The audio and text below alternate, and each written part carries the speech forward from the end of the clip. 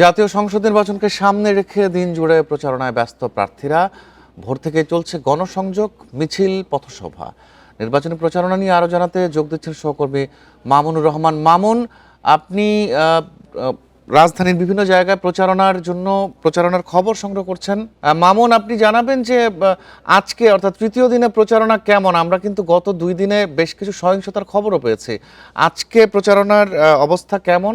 কারা কারা প্রচারণা করছেন? কোথায় প্রচারণা হচ্ছে?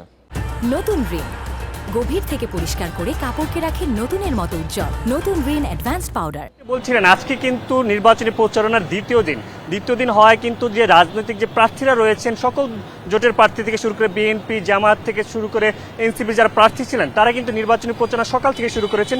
আমরা এই মুহূর্তে আছি ঢাকার 11 আসনের যেই জামাত জোটের প্রার্থী, এনসিপির যে আহ্বায়ক নাহিদ ইসলামের যে জনসংযোগ, সেই জনসংযোগে তারা কিন্তু সকাল 8টা থেকেই জনসংযোগ শুরু করে আজকের যে মূল জনসংযোগ গণমিছিল, সেই গণমিছিল কিন্তু তারা শুরু করে বেলা সকাল 9:30 থেকে ভাসানটেকের যে বাসতলা, সেই বাসতলা থেকে শুরু করে, এবং সেই গণমিছিলটি কিন্তু এখন ভাসানটেক হয়ে এটা কিন্তু যাচ্ছে হলো রামপুরা ব্রিজ অব্দি। এবং ঢাকা 11 আসনে আপনি জানেন যে ভাটারা বাড্ডা এলাকা নিয়ে এই রামপুরা আসনে, সে আর রামপুরার যে বাসতলা থেকে, সেই বাসতলা থেকে কিন্তু এখন রামপুরা ব্রিজ তারা যাবেন। সেখানে গিয়ে কিন্তু তারা এই আজকের মিছিল শেষ করবেন, এবং তারা কিন্তু আজকে শুক্রবার যেহেতু জুম্মার নামাজ, কিন্তু সেখানে পড়ার কথা রয়েছে।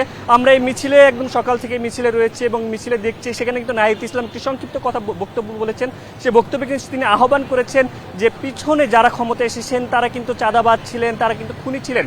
পরবর্তীতে যারা যে ক্ষমতায় আসবেন তারা যেন সেই ক্ষমতায় এসে যেন চাঁদাবাজি, খুন, ফ্যাসিবাদ না হয়ে ওঠে, সেই জন্য নতুন নেতৃত্বের কিন্তু তারা কথা বলেছেন।